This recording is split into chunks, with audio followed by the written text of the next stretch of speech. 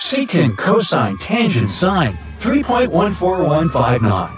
Yeah, that was the cheer we heard coming from the trigonometry club back in the day.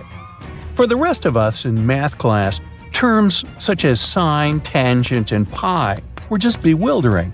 Who invented these and why? Was their only purpose to make it harder for students? Well, not quite. Trigonometry was invented by the ancient Egyptians. They needed this knowledge to construct pyramids, and they did a pretty good job too. The Great Pyramid in Giza still stands today, some 4,500 years after it was built. No recalls either. So let's get out of that classroom and on a journey through time to reveal the secrets behind the ancient Egyptians' precision. Here you are, standing on the Great Pyramid's construction site, some 9 miles from Cairo. Well, the city still isn't there, as you're surrounded only by the desert and teams of construction workers. They're transporting large stone blocks weighing 2.5 tons each. They're inside a wooden sled that sits on large rollers. A crew of 8 men rolls these blocks along the ground. You immediately think of the rollers on a supermarket cash register. The principle is exactly the same, but the scale is greater, much greater. Scientists estimate that the Egyptians used 2.3 million such blocks in the Great Pyramid alone. And the block in front of you is one of the lighter ones. The heaviest of them weighed up to 15 tons. But where did all these blocks come from? Most of them originated from quarries around Giza. It's not that impressive, you think? But wait until you hear how ancient engineers transported the granite used in construction over 500 miles to the pyramid. There were no railways or highways back then, but the mighty Nile was always there. Researchers even believe that the Egyptians dug a canal to connect the Nile directly to the pyramid's construction site. All they had to do then was to wait for the flood season to begin, and voila! The rising water levels floated the heavy stone blocks for them. But how did they lift the enormous stones on dry land to stack them up to the top? Did they use oversized cranes? Well, ancient Egyptians worked around this problem, literally speaking. One of the workers is now pointing to the giant ramp going around the pyramid they're building. This is how a mountain road zigzags its way to the top. If the ramp went directly to the top of the pyramid, then workers couldn't pull the stone blocks along it. It would be too steep. Scientists have calculated that 8% could be the maximum incline. So ancient Egyptians just extended the ramp around the pyramid. Again, these are all theories, as the ramp could have been inside the pyramid, as some researchers suggest. The exact building method is still a mystery, guarded by the Sphinx. That's its real name, right? Wrong. As the Great Sphinx is just the statue's alias. You know, the name writers take when they want to hide their true identity, or a singer's stage name. The Sphinx's real name, translated from Egyptian, means Horus in the horizon. That was the name for the Egyptian deity of the sky. The trail of mystery doesn't end there. As a man walks past you with a bucket of paint, he's going to add a touch of color to the Great Sphinx. Researchers found specks of this red color next to its ear. That was some strong paint, as it survived for thousands of years. You are now standing straight in front of the Sphinx. You look up. It's very tall, right? 66 feet to be precise. Now resist the urge to take a selfie. You can do it. Now you notice something else. It looks like the Sphinx is in the center of a giant triangle in the back. That's one side of the Great Pyramid. And no, your eyes are not playing tricks on you. The Sphinx really does sit in the center of the pyramid's lateral face. Here's where math comes in handy. A pyramid has 4 sides, called lateral faces. There's also a 5th face, the base, but that's not visible. It's, wait for it, face down. The Sphinx has one last mystery to reveal: its age. Scientists agree that Pharaoh Khafre built the Sphinx. He ruled after his father, who had built a great pyramid nearby. So both structures were finished around the same time. Let's talk about numbers again. You've heard of Cleopatra, the Egyptian princess described as a woman of great beauty. Hello? She saw the pyramids, but she lived closer to the time of the first iPhone than the time of the people who built the pyramids. Fascinating, right? You can see thousands of people around you. They're working hard to build the pharaoh's tomb. But how many of them are there exactly? One Greek philosopher estimated there were as many as 100,000 workers. Seems like an okay number for such an enormous structure, but it can't be true. Science simply can't back up this number. Egyptologists put the total number of workers at 30,000. And yes, Indiana Jones was one of them, at least on the big screen, but he showed up late. Egyptologists know a lot about the pyramids, but not everything. Not because they don't want to, but because they haven't yet dug up enough evidence. They can only guess how the building process went. First, engineers would arrive to choose the right spot and do the necessary measurements. That's why they needed all that complicated math. Then, it's time for sourcing the material, the large stone blocks I mentioned earlier. When boats deliver them to the site of the future pyramid, workers can finally do their thing. They operated in smaller groups, but there were at least 2,000 of them chiseling and carving away at any given time. Sounds like a typical construction site today? Well, that's because it is, just thousands of years ago. It's amazing what ancient Egyptians were able to achieve with just copper and stone tools. The pyramid is now complete in front of you. But is it the same pyramid we see today? Why is this structure shining bright in the desert sun? Isn't it supposed to be a dusty yellow color? Well, no. Human activity and the elements have completely stripped the outer layer of stones over time. Expert craftspeople polished these blocks using nothing but stone and sand. The end result was a smooth and shiny rock. On the day it was completed, the Great Pyramid of Giza was a perfect triangle of light. Its polished sides acted like giant mirrors, reflecting the powerful Egyptian sun. This is the point where you should put your glasses on, and that shiny thing you see at the pyramid's very top is actually gold. The capstone at the top of the pyramid is called a pyramidion. It was covered in sheets of gold. As you can guess, these were the first stones to disappear. Let's make another stop before we get you back to your classroom. We travel to the British Isles, and no, Stonehenge isn't our destination. It is Newgrange in County Meath. Scientists estimate that the ancient peoples of Ireland built this stone monument around the year 3200 BCE. This makes it older than both Stonehenge and the Great Pyramid in Giza.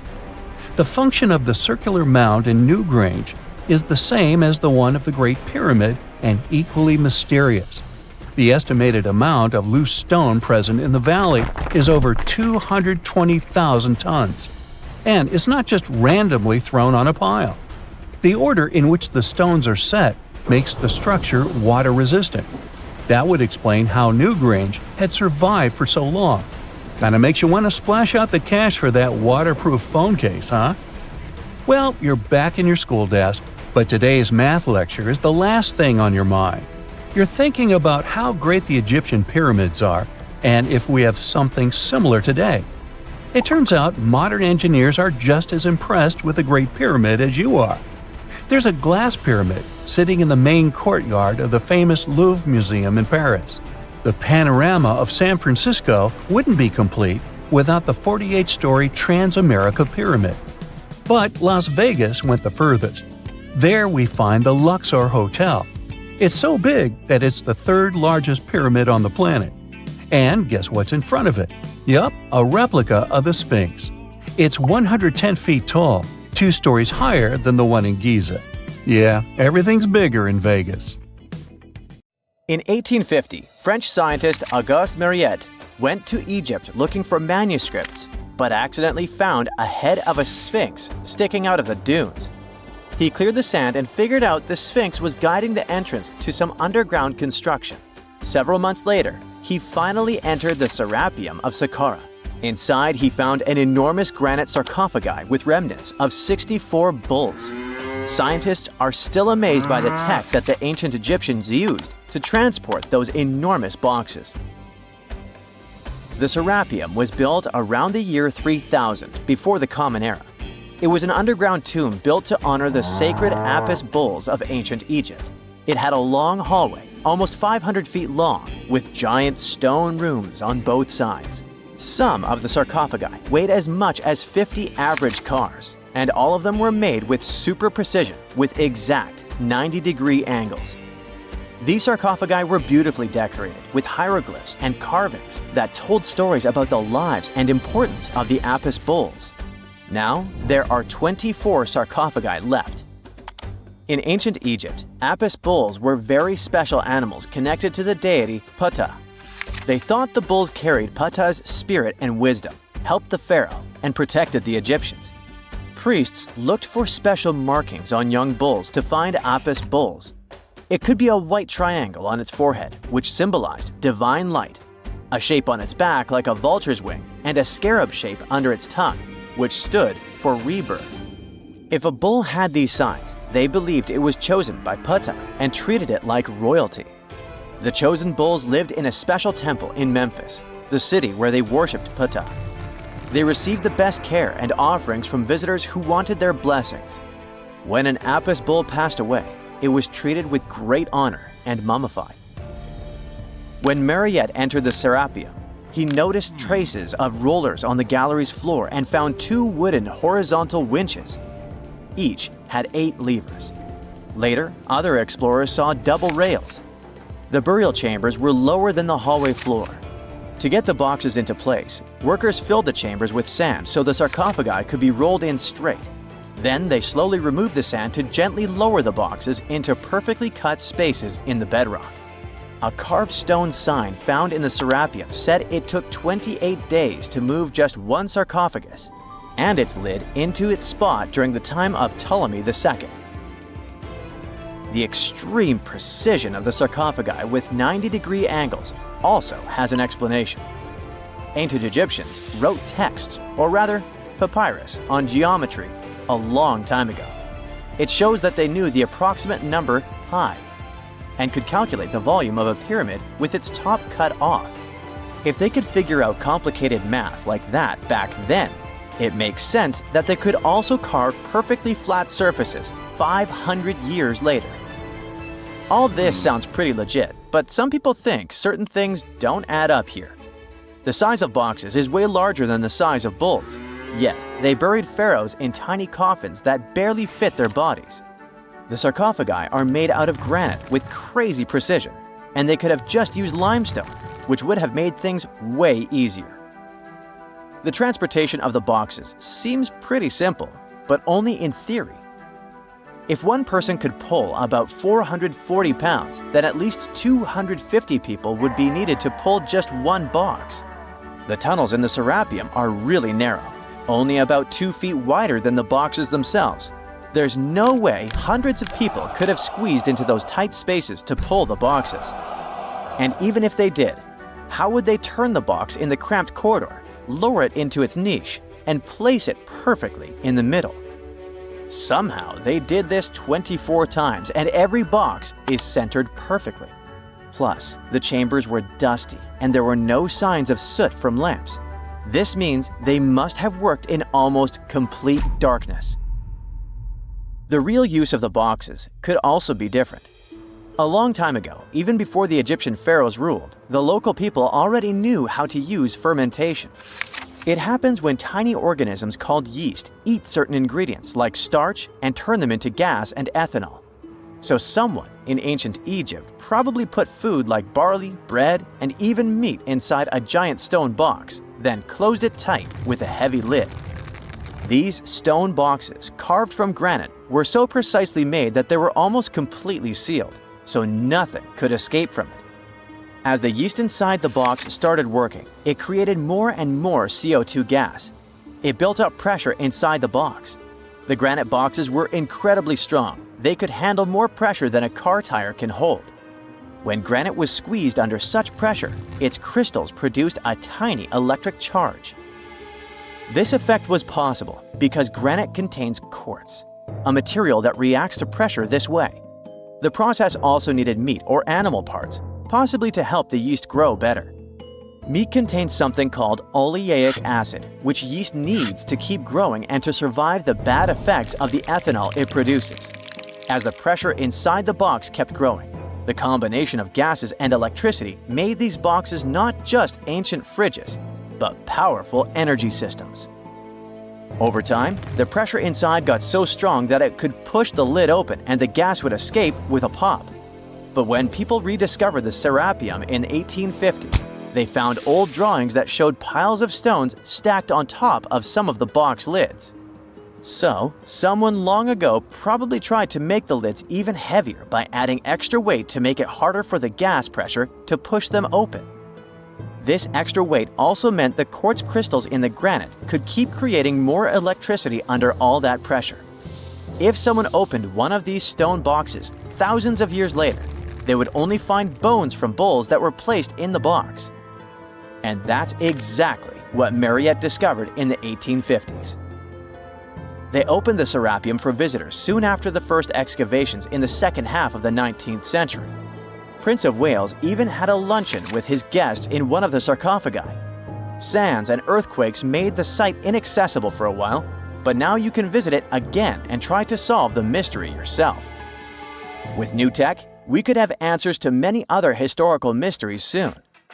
A team of scientists at Chicago's Field Museum of Natural History recently used a special CT scanner to learn more about ancient Egyptian mummies without unwrapping them. They gently rolled 26 mummies on custom carts out to the parking lot, where the scanner was waiting. It took thousands of detailed X-ray pictures of each mummy and their coffins. When all the pictures were put together, they created 3D images that showed what was inside, the skeletons, and some artifacts. The scientists hope these images will help them understand ancient Egyptian burial practices from over 3,000 years ago. Even though the scanning process only took 4 days, it might take 3 years to study all the data. But scientists were able to learn some personal details about the mummies. One of the most popular mummified individuals at the museum, Lady Chineta, was a woman who lived in ancient Egypt about 3,000 years ago. It looks like she passed away in her late 30s or early 40s. To make sure her body looked complete for the afterlife, embalmers put stuffing in her neck to keep it from collapsing. They also placed artificial eyes in her sockets, so she would have eyes in the next world. She was wrapped in fancy linen and placed in a beautifully decorated coffin. The scans revealed that it had been carefully crafted with a slit at the back, which embalmers used to fit the body. There were also some artistic details on the surface, like markings for her knees.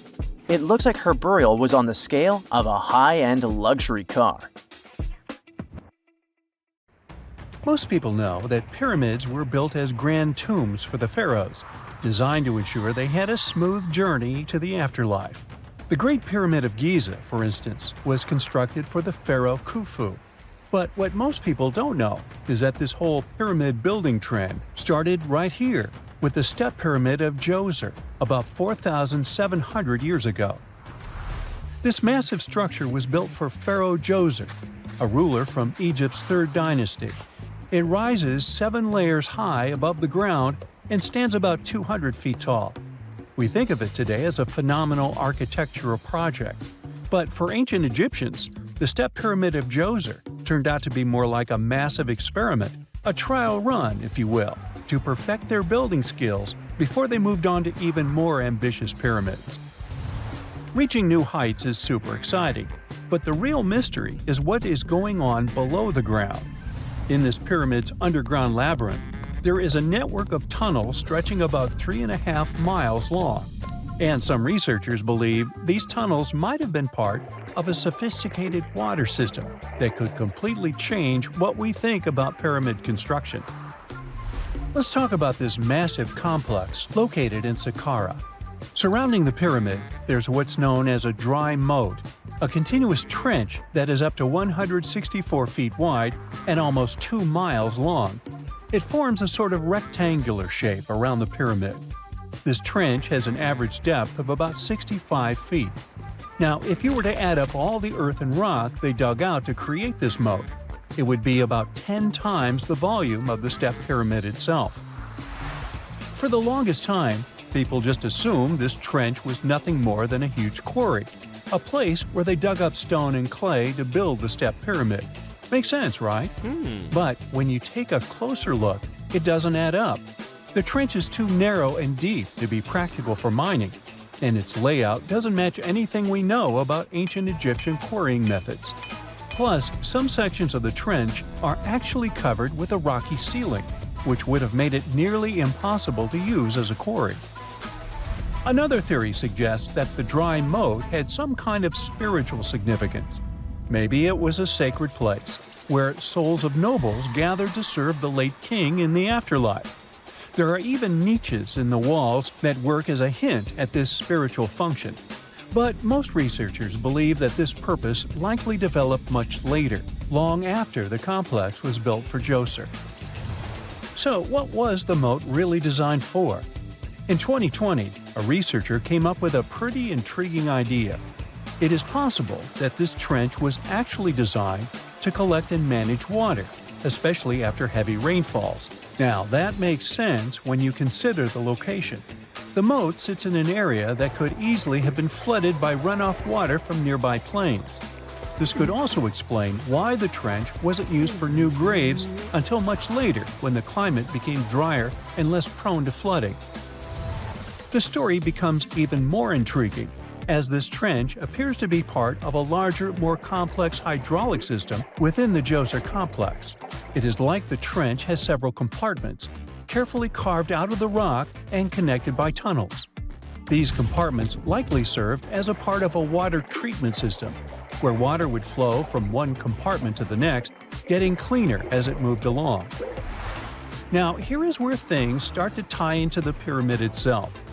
The Djoser complex has a series of underground shafts, and some researchers think that water from the moat's deep trench might have been used to power a hydraulic lift system, and this giant water-powered elevator could have been used to raise the heavy stones needed to build the pyramid.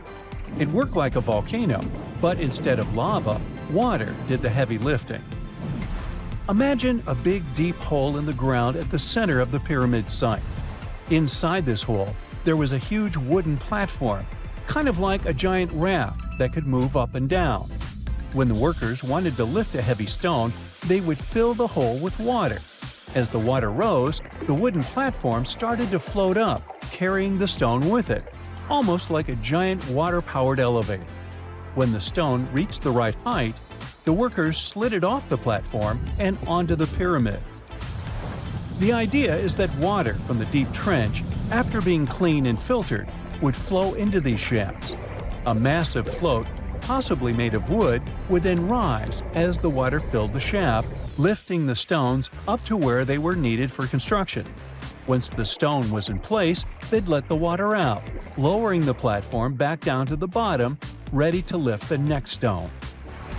This fancy hydraulic lift system could have been a game changer, making the whole building process a lot faster and more efficient without using a lot of workforce. It is like the ancient Egyptians were already embracing the whole idea of work smarter, not harder. But of course, not everyone is on board with this theory.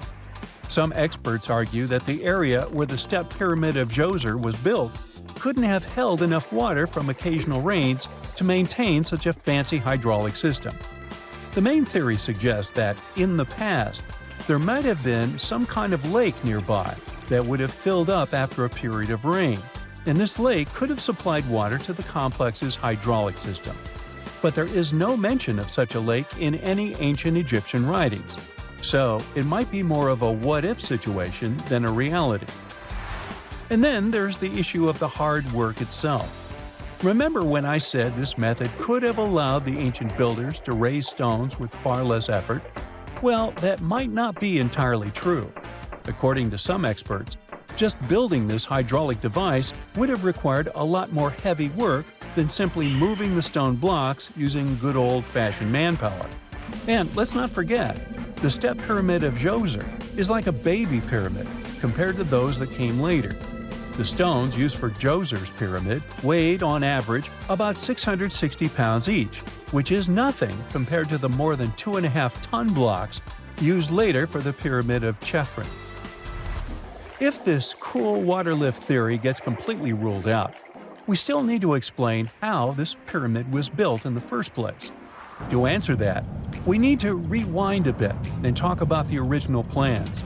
See, before Djoser's tomb became a pyramid, The idea was to construct a simple mastaba. This type of tomb was pretty common in earlier periods, a flat-roofed rectangular structure with sloping sides.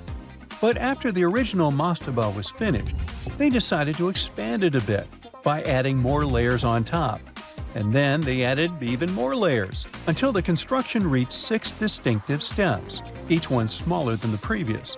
And they probably did all this by raising those heavy stones using ramps, not a water-powered elevator. There is still so much we don't know about the Step Pyramid of Djoser. More research is definitely needed to fully understand how this system worked, or if it even existed at all. But the idea of using water to help build the pyramid adds a whole new layer to our understanding of ancient Egyptian engineering. It's a powerful reminder of just how clever and resourceful those builders were, using the natural landscape and the power of water to create one of the most iconic monuments in history. If there's a question that still baffles archaeologists to this day, it's this one. How did the ancient Egyptians build those magnificent pyramids? As far as we know today, their resources were quite limited, especially in terms of tools and building materials. We still don't have a fully satisfying answer, but hey, we've got some pretty amazing theories worth considering. The leading contender among these theories involves the clever Egyptians employing a sneaky strategy. Now picture this. They constructed a slanted and curving mound made of bricks, earth, and sand encircling the pyramid to be. As the pyramid grew taller and taller, they simply increased the height and length of this wacky structure. It's like they were playing an ancient game of Jenga. Now, how did they get those massive stone blocks up there? Well, according to the legendary ancient Greek historian Herodotus, they used sleds, rollers, and levers. It sounds like they turned construction into a supersized game of tug-of-war. And guess what? Herodotus also claimed that the Great Pyramid, the one from Giza, the granddaddy of them all, took a whopping 20 years to build. There's more. Herodotus also dropped a mind-boggling number on us. 100,000 men were supposedly involved in this pyramid extravaganza. Did they hire the entire Egyptian population? Well, it might not be as far-fetched as it sounds. These men were probably mostly farmers, so they probably focused on the pyramids when there wasn't much work to be done in the fields. Like during the flood season of the Nile River. Obviously, specialists in the archaeological community had something to add to this theory. By the late 20th century, they discovered some evidence that suggests the workforce might have been smaller and more permanent than previously thought. Instead of a massive army of 100,000 pyramid builders, they proposed that a modest crew of around 20,000 workers, accompanied by support personnel like bakers, physicians, and even spiritual leaders, could have gotten the job done. There was also this theory that claimed that the pyramids were actually built from the top downward. It suggested that these colossal structures were nothing more than isolated hills used as quarries. The stones were supposedly drawn from these hills, and over time, competing engineers took charge and transformed them into the iconic pyramids we know today. Now, before you dismiss this theory as a wild fantasy, some folks thought it wasn't completely crazy. After all, there are instances where isolated hills exist, so maybe this theory had a tiny glimmer of truth. Whether it involved ramp building or ingenious work schedules, one thing is clear. Those pyramids have definitely left their mark on history and on our imaginations. Now, speaking of ancient Egyptian mysteries, there's this gigantic unfinished obelisk sitting in ancient Egypt, and scientists are trying to figure out how it was shaped. Now, some people suggest that our industrious ancestors used handheld pounders to get the job done. One expert has a different take on the matter, though. He argues that if we take a closer look at the pattern left behind by the shaping tool, we'll notice something peculiar. The walls of the trenches surrounding the obelisk display a neat and even pattern, which is pretty unlikely if they were pounded away by mere mortal hands. According to this expert, those horizontal striations are usually the result of a tool that takes breaks while removing material, leaving its mark on the surface. But wait, there's more. Imagine the tool being rocked back and forth against the trench walls, clearing away the waste to keep the trench from narrowing. Well, in that case, the tool might have left some funky horizontal striations where it was pressed against the sidewall. This sounds like some fancy technology at play, don't you think? And guess what? The dynastic Egyptians probably didn't have access to that kind of know-how. Another famous Egyptologist from way back also uncovered a bunch of core drills during his adventures. Although the actual drill bits are missing, his collection houses these particular core remnants made of limestone, alabaster, and even granite. These constructions aren't the only amazing thing the ancient Egyptians left behind, though. As it turns out, the Egyptians were the genius minds behind the creation of the handheld mirror. Yeah, that little mirror you use every day to check yourself out. But here's the twist. These mirrors are like pieces of art. They were decorated with inscriptions and figures. But that's not all. The Egyptians had a serious concern with their appearance. They knew the importance of personal hygiene and looking fabulous. So, in their quest for pearly whites, they invented toothbrushes and toothpaste. Dental problems were pretty common back then, and their smiles weren't exactly all white. Dentistry wasn't their strongest suit, you see. Maybe their minds were distracted by all that pyramid building. So that doesn't mean those ancient toothpaste recipes weren't amazing. One delightful concoction included rock salt, mint, dried iris petals, and pepper. Some brave dentists in the 21st century tried it out, and it worked pretty well. Ground-up ash was also used in another recipe to create a tooth cleansing paste. Mint was missing, so that didn't do much for their breath. That's when the genius Egyptians came up with the world's first breath mints. They made tablets from heated spices like cinnamon, and they mixed it with honey. Now, let's shift gears to home decor, Egyptian style. They surely took ornamentation to the next level. While the concept of decorating furniture started in Mesopotamia, the Egyptians cranked it up a notch. They went all out with different colors of ink and even developed various weights of paper. Oh, and let's not forget about those cute little area rugs we all have in our homes today. Guess who came up with the idea? Yep, the Egyptians. They used the versatile papyrus plant to make those cozy rugs. And speaking of trends, the Egyptians loved their knickknacks. They had an assortment of small figurines in the shapes of cats, dogs, and people. These statues were made from various materials, like simple sun-dried mud to the ultimate bling of gold. It all depended on how loaded you were. The Egyptians were also all about farming, and they knew that clean water was crucial for their crops and animals. That's why they came up with some nifty inventions and techniques to make sure their land was fertile and their plants were happy. First off, they had the genius idea of using ox-drawn plows.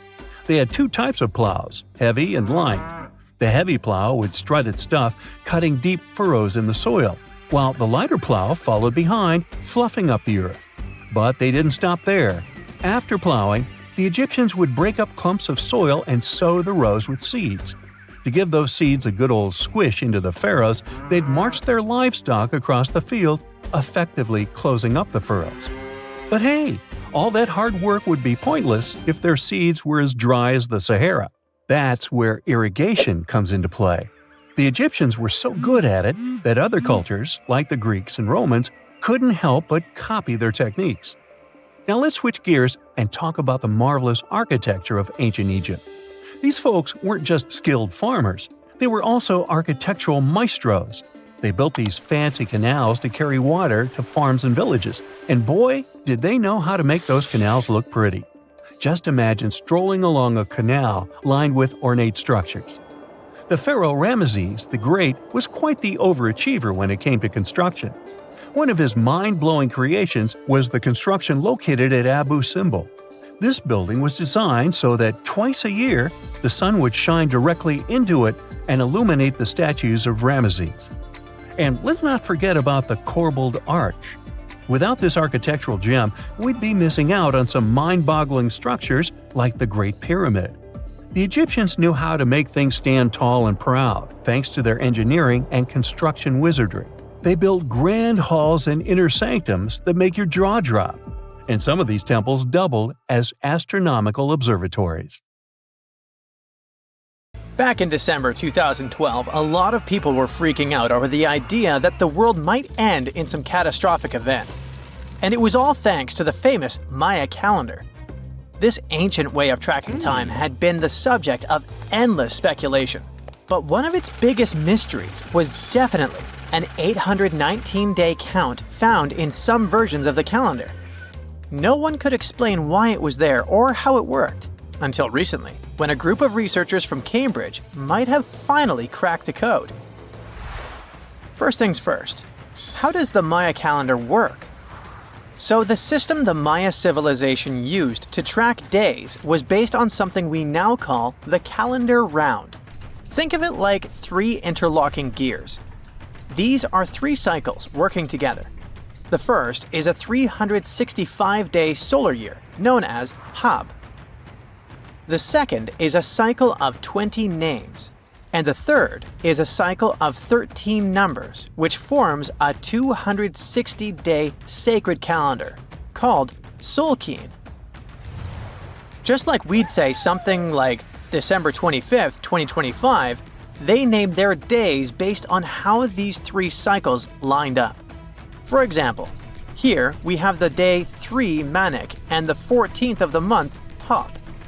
It takes 52 years for the 3 cycles to align in the same way again. After that, the days start repeating. But this is where things start to get more complicated and mysterious. On some Mayan monuments, we have also found enigmatic inscriptions pointing to the existence of another cycle, the 819-day count.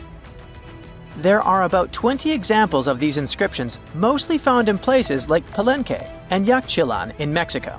So it didn't seem random at all, and this calendar must have been hiding a big secret.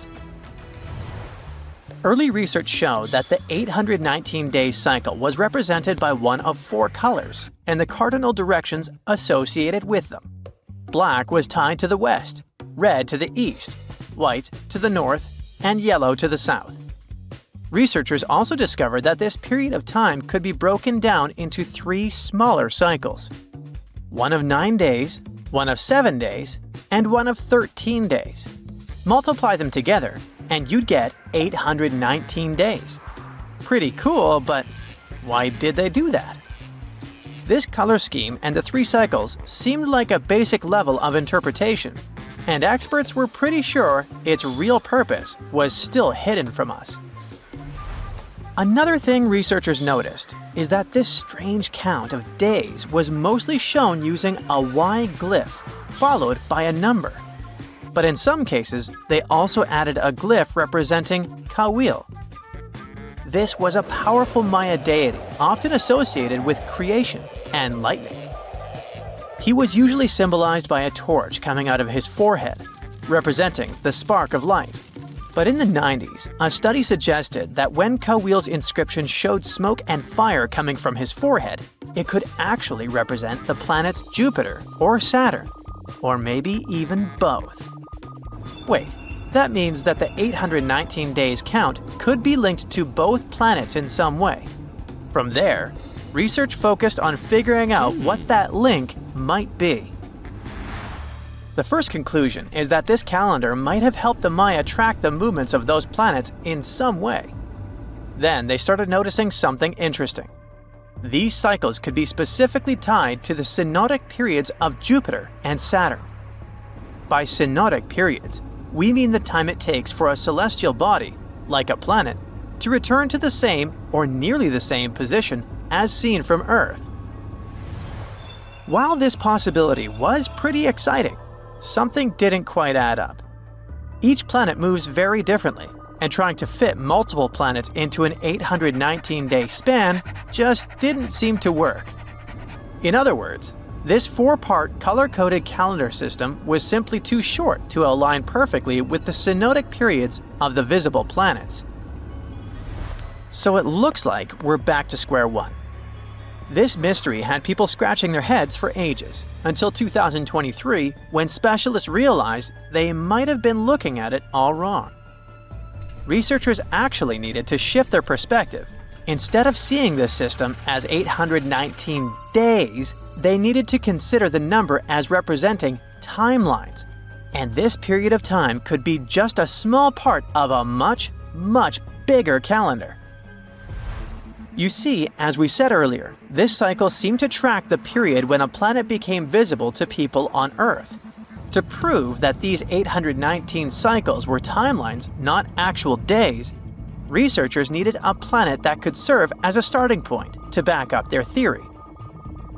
In this case, it was Mercury. And there's a pretty simple reason for that. Mercury's synodic period is 117 days, which fits perfectly into the calendar count. I mean, if you take 1819 and divide by 117, you get the number 7. So, Mercury is the only visible planet whose synodic cycle fits neatly into this period as whole numbers. Perfect. Now they had a solid starting point.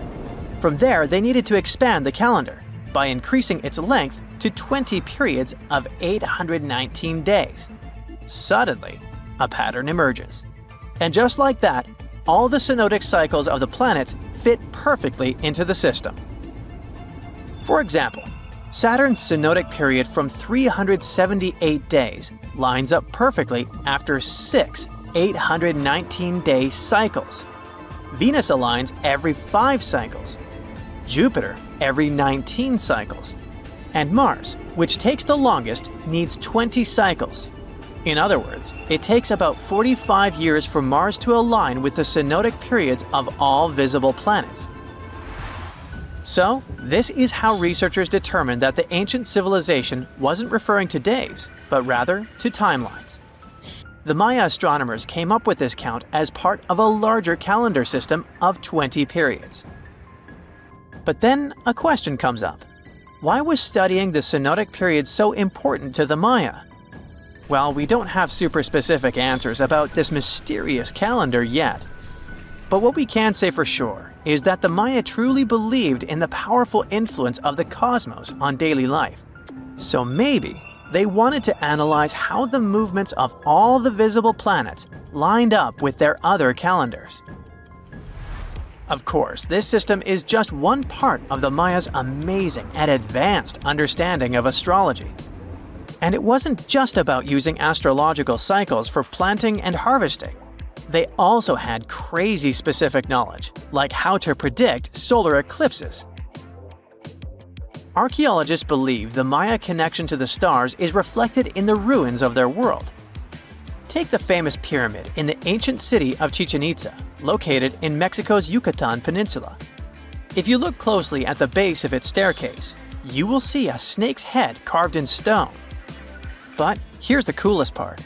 During the spring and fall equinoxes, when day and night are exactly the same length, the sun casts sharp, triangular shadows on the staircase. It creates the illusion of a snake slithering down the steps. Another example of how they use their knowledge of astronomy in their temples is in Tikal, Guatemala. Built around year 1 of the Common Era, this pyramid is considered one of the Maya's earliest astronomical complexes. And its alignment and orientation allowed them to track and calculate solstices and equinoxes with incredible precision. The Maya were skilled sky watchers. Just like we have modern-day high-tech observatories with round domes, they had something similar. Meet El Caracol. The name means snail in Spanish and refers to the spiral staircase inside the tower. Built around 906 Common Era, it was the perfect place to observe all the changes in the sky and track the movements of the sun, moon, planets, and stars. Unlike us today, with our telescopes, satellites, and advanced tools, the Maya relied entirely on naked eye observation, and that makes their achievements even more incredible. You know, a lot happened in the first millennium CE. Sure, we're talking about 1,000 years worth of human history. If you'll remember from school, you'll know it was the time of the rise and fall of the Roman Empire. It was when humans saw the transition to the intense times of the Middle Ages. And some say it was the apex period of the Mayan civilization, all the way in Mesoamerica. But thanks to top-notch technological advancements, we can look at history a lot differently today. You see, archaeologists have found actual proof that the Mayan civilization may have started way before we think it did, and that since the beginning, their civilization was far from simple. To find out more about this, you'll have to tread deep into the Guatemalan rainforests. Are you down for the ride? Rainforests are dense and difficult to access. If you were an archaeologist, I'm betting you'd find them quite threatening as well. That's actually one of the reasons why we've been kept in the dark for so long when it comes to the truth about the Mayans. But take a look at this. You'd expect to see ruins like this in places like Portugal, England, or the United States. I'm talking about 130-foot wide roads, painted white to help travelers journey through the nighttime. For scale, these roads were about half the size of an American football field. Huge, huh? Scientists recently unearthed a 110-mile network of roads such as these, and they think this dates back to before the first registered Mayan ruins we've known so far. These roadways, which sometimes ran over swampy ground and were even elevated at times, are being called the world's first superhighways. Even if there is no registry of animal-powered vehicles, it's believed that the Maya used them to travel around a network of possibly 964 settlements. They were built like a huge spider web, and from what archaeologists have gathered, they worked as an implied system of economic and social interactions. This completely debunks the traditional idea that the Mayan pre-classic period, which dates back to 1000 to 350 BCE, was made of small tribal settlements. Imagine the manpower and engineering ability you need to muster to build something close to these white highways. Scientists believe that these causeways were built pretty much the same way as the Mayans built their pyramids. Oh, and if you're wondering about these gigantic pieces of architecture, don't worry, we'll talk about them in a bit. Now, so far, scientists believe that the roads were built with a mixture of mud and quarry stone. Oh, and using several layers of limestone, of course. Researchers were only able to find all of this out because of a new technology called LiDAR imaging. Do you know how we've used sonar technology to map out the ocean bed? Well, this is very similar to that. But instead of using sounds, we use laser systems. This mapping system allows researchers to see through and beyond the thick canopies of forests. It's like we have X-ray vision. This is definitely a game changer.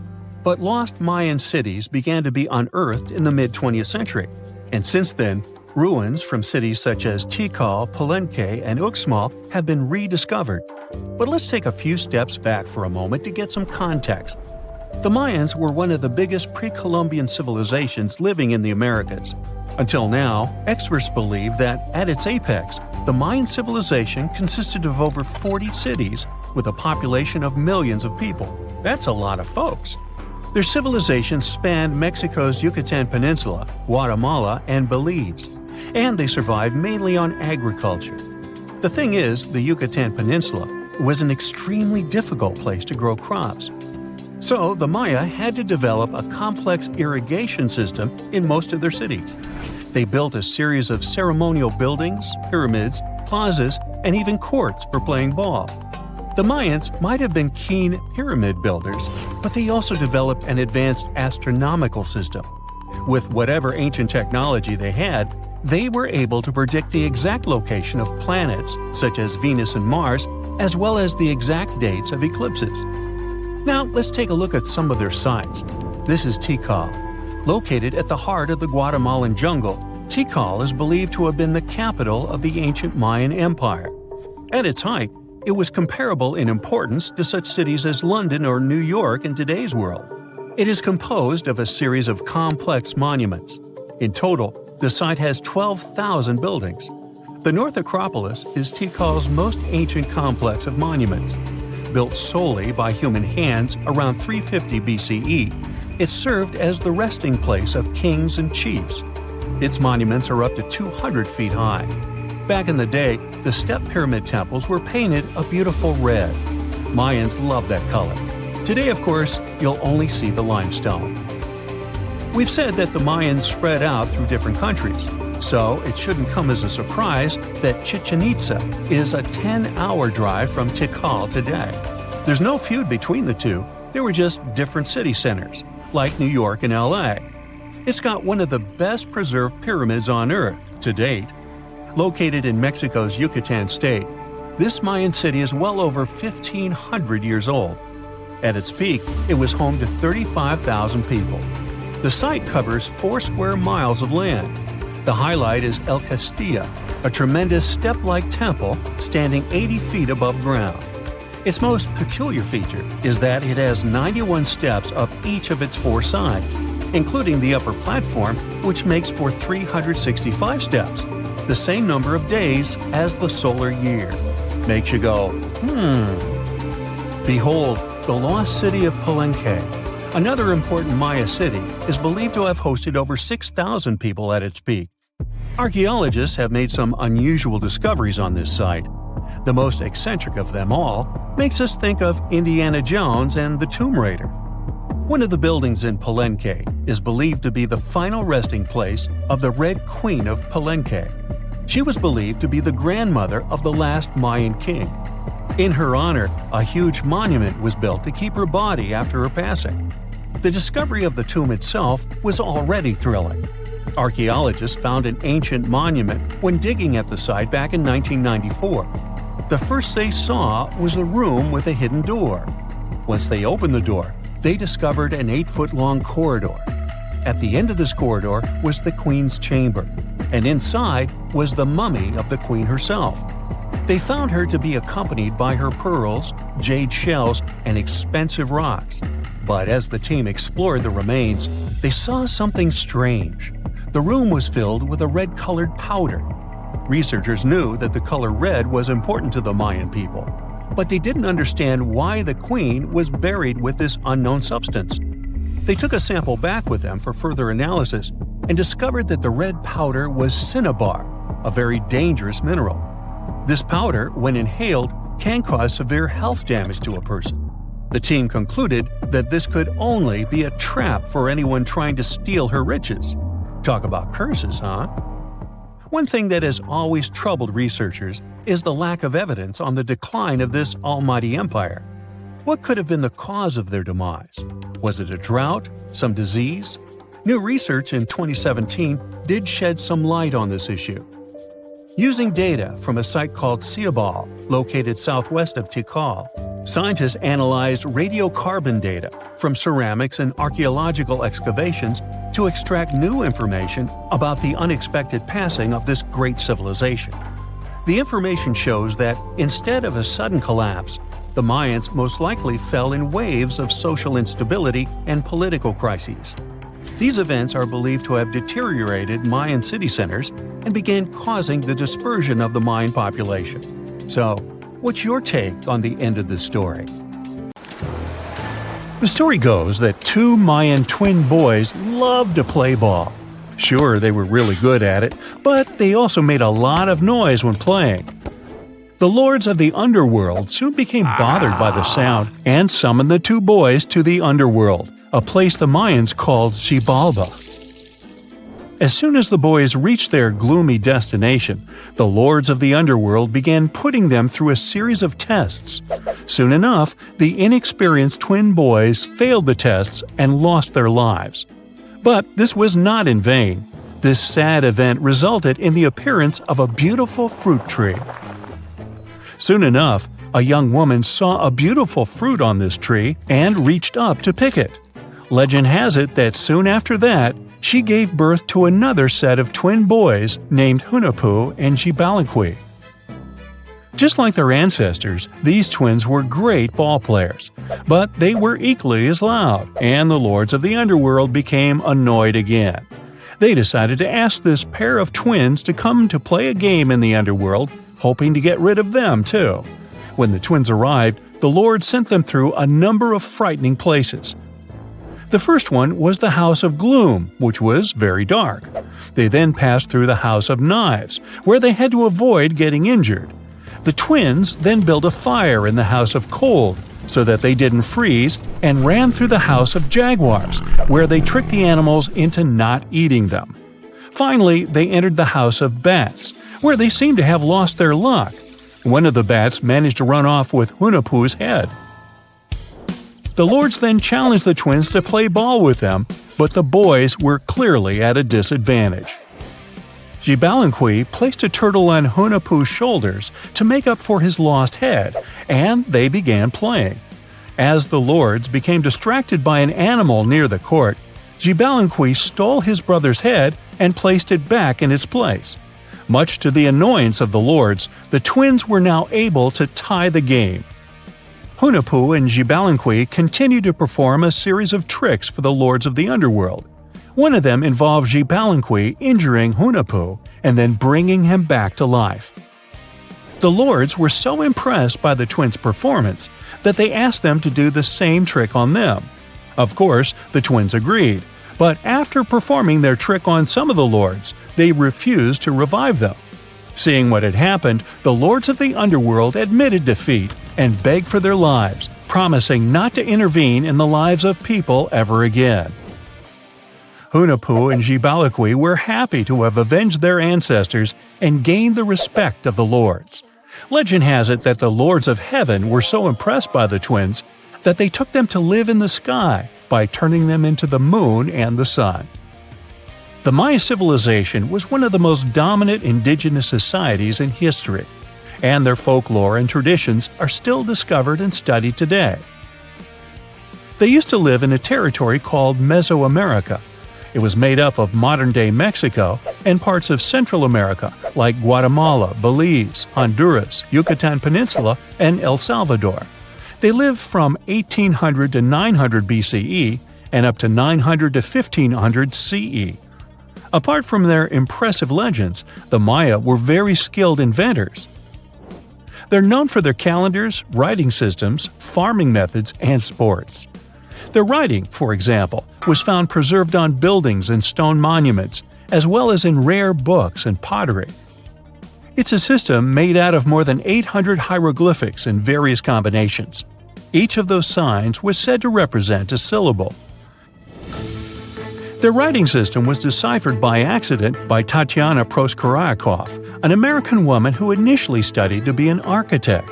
Since she didn't find a job in her field, she eventually became a Mayanist in her own right, despite not being academically trained. She was the first to notice that the Mayan upended frog glyph meant birth, and that their toothache glyph meant the date when the king ascended to the throne. It made it easier for scientists to pinpoint birthdays, as well as the names of the rulers of a specific Mayan dynasty. They also invented the concept of zero, which is seen as one of the greatest innovations in mathematics, physics, and human history altogether. Sure, even back then, people understood the idea of having nothing, but the concept of zero as a number is a relatively new invention. A fun fact about Mayans is that they really liked hats. The bigger your hat was, the more important you looked. Not only was it a sort of fashion statement, but it also made them look taller, which was a big deal for their aesthetic. The Mayans also came up with one of the most intricate and complex calendars in human history. It was the first to use zero as a placeholder. Their calendar ended on December 21st, 2012, which led some people to believe that it translated to the end of the world. Obviously, that was not the case. It just so happened that the date coincided with the end of a Mayan cycle of years. But you know, as advanced in science and astronomy as they were, they did make some mistakes. One of them was their belief that the world was flat. Their theory was that the four corners of the world were watched by the brother lords, who kept the sky from falling over their lands. Hats off for their menus, though, as they were well-known chocolate eaters. They turned eating chocolate into a form of art. The drink they made wasn't really like the hot chocolate we enjoy today, though. The recipe included mixing cacao with water, honey, chili pepper, cornmeal, and other ingredients to make a foamy, spicy drink. The ritual of drinking cacao was a crucial part of their celebrations. We're not done discovering all the amazing parts of their architecture and civilization. It was only a few years ago that a Maya pyramid was found at Tonina, in the Mexican state of Chiapas. It was estimated to be more than 1,000 years old. The reason why it escaped archaeologists for so long was that it lay hidden under what was believed to be a natural hill. The ruins of two Mayan cities have been recently discovered in the Mexican state of Campeche. Why didn't we find them until now? Well, they were concealed by really thick vegetation, which made it difficult for archaeologists to reach them. The Mayans didn't just disappear. Their descendants are still around today, many of them choosing to live in their ancestral homelands. You can find them in Guatemala, for example, where the Maya people make up the majority of the population. Overall, the Maya ethnic group contains people that speak different Mayan languages, such as Yucatec, Quiche, Quechua, or Mopan. They had no idea what a spa day was, but the Mayans really enjoyed a nice sweat once in a while. Sweat lodges were discovered around ancient Mayan sites. They were built out of stone or adobe. These rooms were an essential part of their cleansing and healthcare rituals. One of the earliest sweat lodges was found in Quello in northern Belize and appeared to date back 3,000 years. One of the most important parts of the Mayan culture was a ball game which they named Pix. It had both political and spiritual significance. We can see ball courts at important parts of Mayan archaeological sites. The main goal of the game was to pass a rubber ball through a very high stone hoop without using your hands. Basically, it was a combination of soccer and basketball. However, it could have serious consequences. The loser could, at times, even lose his own life. Ooh, high stakes indeed. Because of this game and the need for bouncy balls, the Mayan people were some of the first cultures to use rubber. They made it using natural latex. There were different kinds of rubber depending on what natural substances the latex was mixed with. And that, my friend, is the way the ball bounces. Sorry, but you know me, I just couldn't resist. It's strange if you think about it. There are old Roman buildings that have lasted for thousands of years, while our newer buildings seem to fall apart. How did the Romans manage to create such strong buildings? A lot of them with complicated designs, too. Recent research has shown that the Romans used a type of concrete that has an extra layer of protection against the elements. It can even fix itself when it gets wet. This discovery not only explains why these buildings have lasted for thousands of years, but it can also help us make cement in a way that's more natural and resistant.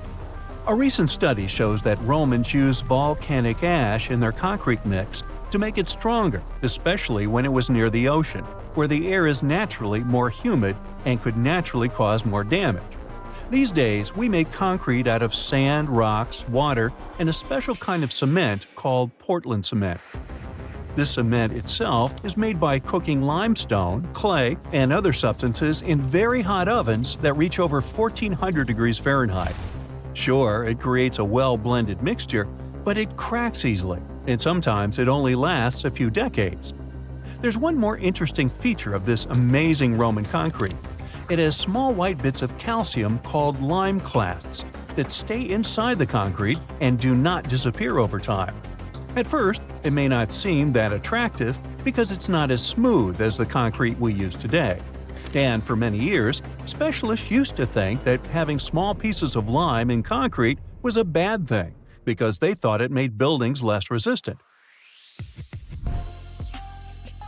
But researchers found out that these tiny pieces actually help the concrete fix itself. I wish I could fix myself that easily. They discovered that when the concrete got cracks, it seemed to magically fill them with a substance called calcium carbonate found in the lime clasts. The Romans made their concrete by mixing sand, volcanic ash, and burned limestone together and adding water.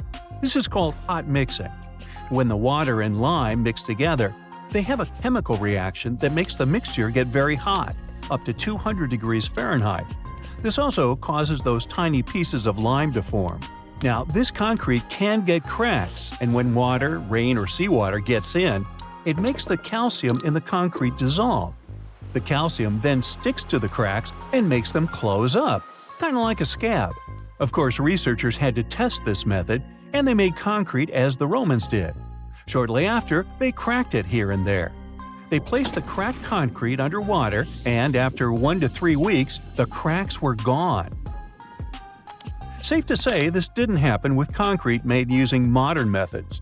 Now, the Romans didn't know the science behind making their concrete strong, but they found a good recipe by trying different things over a long time period. Ancient records show that they used this recipe to build strong structures, especially for ships, and continued to use it once they found it was successful. Now, not all Roman buildings made it to the 21st century in perfect condition. The Colosseum, for instance, one of the most famous Roman constructions in the world, used to be nearly twice as large as it is today. It sustained a lot of damage throughout the ages, reaching the form we've come to know today. Let's not forget, it's a pretty old building to begin with. Its construction started in the year 70 under Roman ruler Vespasian, who later started making motor scooters named after him. You know, Vespa? Nah, I made that up. Anyway, ever since it first opened, the Colosseum was home to a lot of activities and shows, featuring fearless gladiators and a large display of exotic animals, who got to mingle and did lunch together. Unfortunately, it all went downhill in 217 when a fire struck the upper parapets and much of the building's interiors. It took a whole century to finish up the repairs for the damages. Sadly, the initial shape of the Colosseum would be gone forever. A strong earthquake followed, and that didn't help either. This one took place in southern Italy in 443. At this point, a considerable portion of the Colosseum's outer ring was damaged. Soon enough, when locals encountered hardship, they had to rely on selling chunks of limestone from the ancient Colosseum to go by. Another earthquake came in 1349, which gave the Colosseum its most devastating blow. It's when the south side of the building collapsed completely. That's when it started to look more like the building we can see today in the Italian capital. It's not all bad, though. Some pieces of stone that were shaken off the Colosseum were used to rebuild other famous landmarks in Rome. So, if we think about it, the missing part of the Colosseum isn't missing at all. It's just been recycled all around the city. One building that features pieces of old stone Colosseum is called Palazzo Venezia, and it's a local museum. Now, speaking of weird buildings, you've probably seen this one, as it's one of the most photographed spots in the world. You can see online photos of people leaning on it, or ones that make the building look like an ice cream scoop. This famous Italian landmark is called, you tell me. Yep, the Tower of Pisa, and it looks like it's seconds away from collapsing to the ground.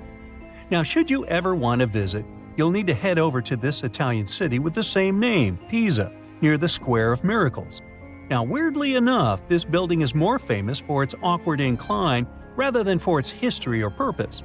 Back in 1178, when the construction of the tower was still not completed, people realized that the building was starting to lean over, and that was before they had reached its third floor. They soon figured out it had nothing to do with the building plans or the materials they used. It was all happening because of the mushy and shifting soil which was beneath the construction. These days, we know that placing a building on top of soil made of clay, fine sand, and shells isn't the best idea. But back then, people didn't know how to figure that out before building something. Now, fast forward some centuries, and it became clear that this 180-foot tower isn't just leaning. It is falling, and at a considerable rate of about 0.08 of an inch per year. Well, that may not sound like a lot, but multiply that by hundreds of years and, well, just look at the pictures and you'll understand. This leaning tower is more than 16 feet off its axis in the present day. So how come it hasn't fallen over altogether? Well, because of physics mostly. Its center of gravity continues to be located within the base of the structure, so it's pretty grounded. It's also been continuously watched over by local authorities to make sure they protect this unique building for as long as possible. The Pantheon is another great example of the way Romans understood architecture. It's also located in Rome and was initially built as a temple. The construction itself was made from concrete with different thicknesses and has an interesting shape too. Back in the day, Romans believed the Earth was like a disc, which was covered by a dome-shaped sky. So they modeled the Pantheon sticking to this idea. Light comes into the temple through a hole in the dome, shining down on the floors and walls, showing the movement of the sun. It's also one of the best preserved ancient Roman buildings. It's no wonder many other buildings have been made to look like it. In the U.S. alone, the U.S. Capitol, the Jefferson Memorial, and the National Gallery in Washington, D.C. are all said to be modeled after this ancient construction. The famous painter Michelangelo was so impressed by this building that he believed some unnatural force must have helped in its construction. The place where it stands is also very special because of the story behind it. Legend has it that the founder of Rome, Romulus, was lifted to the ancient Roman higher spirits on the wings of an eagle from this exact location. Apparently, it was a talon show. Get it? Talons? Eagles? Okay, gotta go. Tunnels, metro, underground systems, and even secret passageways to the houses of the rich and famous. Why else do we need tunnels, you may wonder? To hide. Many cities have underground tunnels and even underground doppelgangers. Now let's make it clear. Those passages are normally not connected, contrary to the popular rumor claiming that it was possible to get from Scotland to Turkey using underground passageways built around 5,000 years ago. I mean, it sounds insane even today. Imagine building it back in the day. These tunnels have an official name, the Erdstall Tunnels, and they were most likely built in the Middle Ages. However, we still don't have the exact information about the date. The highest concentration of those tunnels are in Bavaria, Germany, but there are many of them in Great Britain and France too. Erdstall tunnels, a unique type of earthen passage found globally, are characterized by their narrow, oval-shaped corridors and tight choke points, known as schlups, or slip-outs. Despite speculation, their purpose remains a mystery. However, some of those tunnels have fireplaces and even vents, which might mean those were used primarily for shelter. Dating back to the Middle Ages, possibly as early as the 12th century, Erdstall tunnels lack archaeological signs and historical records, so it's not a surprise that there are many rumors about their use. Some scientists are sure those were storage spaces, though their narrowness makes this impractical. Another idea is that they provided hiding spots for farmers during tribal raids. However, their single entry point raises doubts about their effectiveness in evading threats. Now, if you're feeling like Indiana Jones and want to venture into those tunnels, you're in luck. A few structures, like the Erdstall Radkobluken in Austria, welcome visitors to explore these enigmatic structures. Most of them are closed to the public eye, though. The origins of Erdstall tunnels remain largely unknown, just like their real functions. And if you think, hey, it's the 21st century here, we can study pretty much everything, well, you're wrong. What makes these tunnels hard to study are the tight confines. Traditional surveying methods often prove inadequate in such spaces. To solve this problem, scientists use a handheld device that integrates an RGB camera, a gyroscope, and high-resolution depth sensors, allowing them to capture intricate details of the tunnels. They also use modern techniques like 3D surveying in hopes of uncovering the true origins and purposes of those tunnels. One hypothesis even suggests they may have been poorly conceived dwellings, abandoned when their inadequacies became apparent. Still, not everyone quite agrees with this idea. Other theories suggest they served spiritual purposes, while the most intriguing idea speculates that those tunnels may be remnants of extraterrestrial civilizations. Experts believe they may have been used for practical matters, such as granaries or hiding spots from looters. As we don't have exact info on who built it and when, it may be pretty much anyone, even a sloth. Nope, I'm not a lunatic. Sloths can build giant tunnels. Check this out. In 2009, a farmer in southern Brazil was driving his tractor through a cornfield when it suddenly sank into the ground. He quickly discovered he had broken through the top of an underground tunnel. When researchers came to investigate, they found a tunnel around 6.5 feet high and the same 6.5 feet wide, extending about 50 feet long, right beneath the farmer's house. When they looked closer, they instantly saw deep claw marks on the walls. That was the proof the tunnel wasn't human-made. So that thing the farmer uncovered was a megafauna paleoburrow. a prehistoric tunnel dug by ancient creatures like giant ground sloths or giant armadillos from over 10,000 years ago. I know, it's hard to imagine those beasts, but let me help you. Take a hamster. Now, increase it to the size of an elephant. Don't forget, this 13-foot tall hamster could also walk on two legs. During their time, around 15 million to 10,000 years ago, many species of sloths and giant armadillos roamed the Americas, some even digging similar tunnels.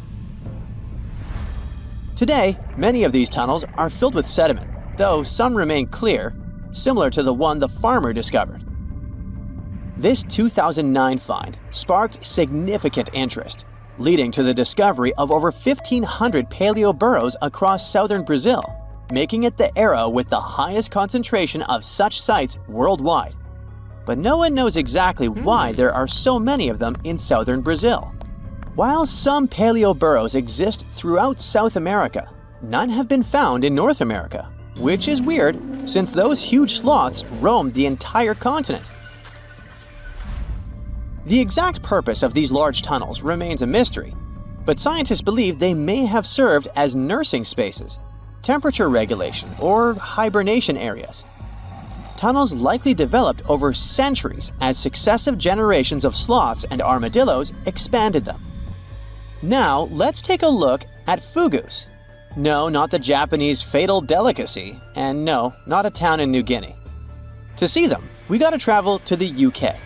So fugus are underground structures too, but they don't look exactly like tunnels.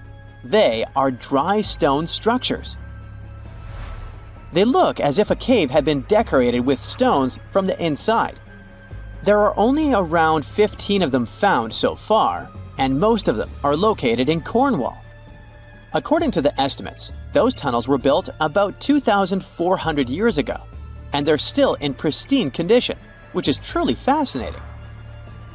I mean, back in the day, people had no cool machinery whatsoever, yet their structures still last. And if you dare to buy an apartment today, well, chances are you won't be too happy about the quality. Going back to our fugus, there's nothing extraordinary about their supposed purpose. They could be used for spiritual purposes, as a place to hide, or a food storage. The latest application, though, is a bit weird. I guess it's not a secret for anyone that England is famous for its excessive humidity. And if you want to store your food properly, you gotta avoid the humidity at all costs. Otherwise, say welcome to mold and fungi. But ancient people weren't dull-witted at all, or they wouldn't have survived, and you and I wouldn't be around now. So they might have adapted those fugus to store just some products, those that already had natural molds in them, assisting in the preservation of perishable food, like milk, butter, and cheese. But hey, those are just speculations. The true reason why they were built remains unknown. What makes fugus unique is that they are intentionally built tunnels, not just excavated mines like those in Wales. They were crafted by digging deep trenches, lining them with stone slabs, covering them with capstones, and then filling over them, all of which took significant time and effort. Still, no matter how hard those were to construct, cities around the globe are often built over intricate tunnel systems, each unique to its location. For instance, Paris is famous for its extensive underground quarries, which were abandoned years ago, but still pose a risk of collapse in certain areas above. London boasts one of the largest tunnel networks in the world, including many that were specifically created for military purposes. In New York City, there are rumors of secret tunnels, while Los Angeles has old tunnels from the Prohibition era used for speakeasies. Many other cities also have their share of enigmatic tunnels, and surprisingly, Florida is no exception. It happened in the year 2011 in Ybor City. Near a former post office, flooding uncovered something weird, a section of an unknown structure. Back then, people didn't pay much attention to that, so it took another 7 years to discover something truly fascinating. This historic neighborhood was founded in the 1880s, but it remained unknown until 2018 that it also has a hidden tunnel network. We only learned of it because of renovation work. The exact purpose, of course, is unknown. But most scientists are pretty sure that they serve to connect to early gaming spots and the port of Tampa.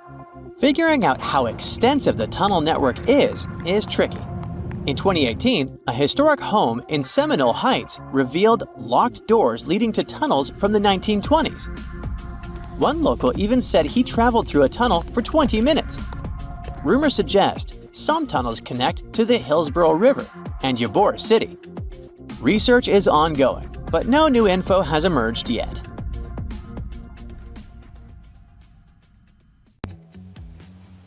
Hey, if you think Stonehenge is one of the oldest stone monuments ever, well, let me introduce you to Göbekli Tepe. Buckle up, we gotta travel to Turkey to meet this really old guy. Yeah, he's too old to travel.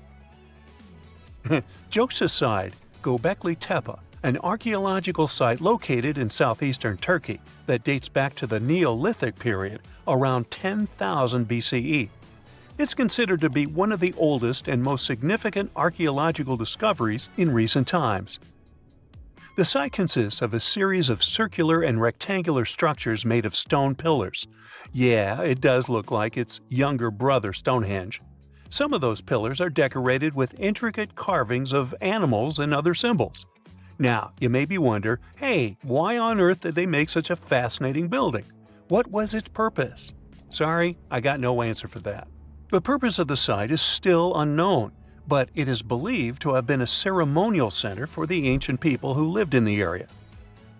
The discovery of Göbekli Tepe has challenged long-held beliefs about the development of human civilization, as it suggests that complex societies may have emerged much earlier than previously thought. Okay, pack your stuff, our travels just started. Next destination, Masada. It's an ancient fortress located in Israel on a plateau overlooking the Dead Sea. Hey, look at that view, spectacular, huh? It was built by King Herod the Great in the 1st century BCE, and it was very smartly built.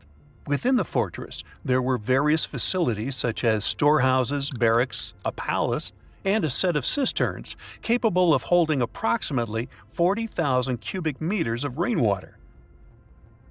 People living there believed that the collected runoff from a single day's rainfall could provide sustenance for over 1,000 individuals for a period of 2 to 3 years. Access to the fortress was limited to 3 steep and winding paths leading up to fortified gates. Still, at one point, the fortress was occupied by people who had fled Jerusalem after the city was captured by the Romans. They held out against the invaders for several months, but eventually they were defeated. But these guys didn't surrender. The story of Masada has become a symbol of resistance and bravery. Today, Masada is a popular tourist attraction and a UNESCO World Heritage Site.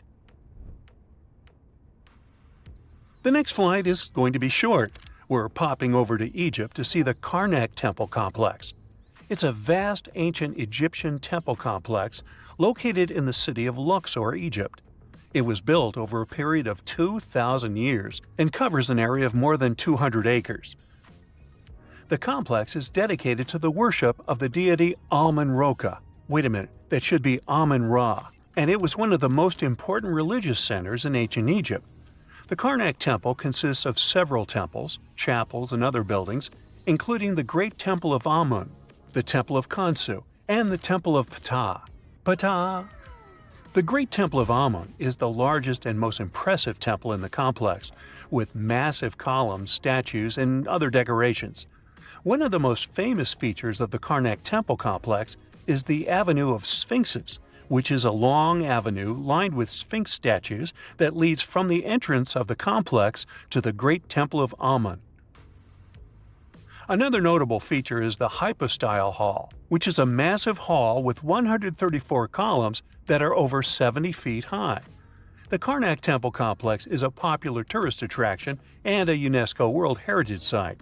It's considered one of the most important archaeological sites in Egypt and provides a fascinating glimpse into the religion and culture of ancient Egypt. Hey, we can't hop on the next flight and leave Egypt until we see the Pyramid of Djoser. It has another name, by the way. It's also known as the Step Pyramid. This ancient Egyptian site is located in Saqqara. It was built during the 27th century BCE for the pharaoh Dozier by his architect Imhotep, who is considered one of the most important figures in Egyptian history. People believe this pyramid is the first monumental structure built entirely of stone and is an important example of early Egyptian architecture. The pyramid originally stood at 203 feet tall and was surrounded by a complex of buildings and courtyards. It was constructed in 6 layers, each smaller than the one below it, giving it the distinctive step-like appearance. The pyramid was used as a burial place for Pharaoh Dozier and was surrounded by a vast necropolis that contained the tombs of many other important officials. The Grateful Dead? The Pyramid of Dozier has several renovations and additions over the centuries, including the addition of a limestone casing that covered the original step structure. However, much of the pyramid was destroyed over time, and today only the central core remains. Despite this, it remains an important archaeological site and a popular tourist attraction in Egypt. Alrighty, we're ready to move on. There's one more pretty recent discovery we gotta see today. The Tower of Jericho was only discovered during excavations in the 1950s and 60s. It's an ancient stone tower located in the city of Jericho in the West Bank.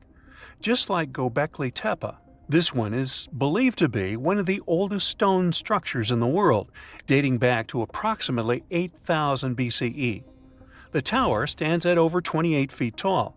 It's made up of 2 main sections, an inner tower and an outer tower, which are connected by a series of stairs. The purpose of the Tower of Jericho is not entirely clear, but it is believed to have served as a defensive structure or a watchtower. It may have also had religious significance, as it was located near a sacred spring. The Tower of Jericho is a significant archaeological site and has provided valuable insights into the early history of human civilization. It's open to visitors and is a popular destination for tourists interested in ancient history. Now, this ancient site even got attention from Netflix, and they made a movie where the action takes place in Mohenjo-Daro. This site was a major center of the Indus Valley civilization in present-day Pakistan. Mohenjo-Daro was one of the largest cities of the ancient world, with a population estimated to have been around 40,000 in its peak.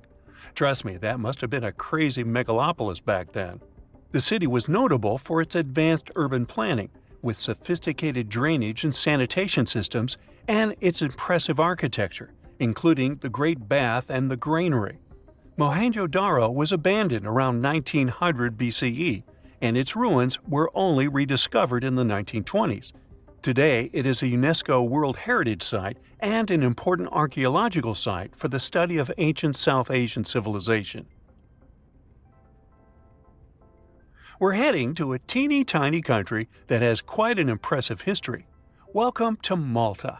The Xigantia Temples are a Neolithic site located on the Mediterranean island of Gozo.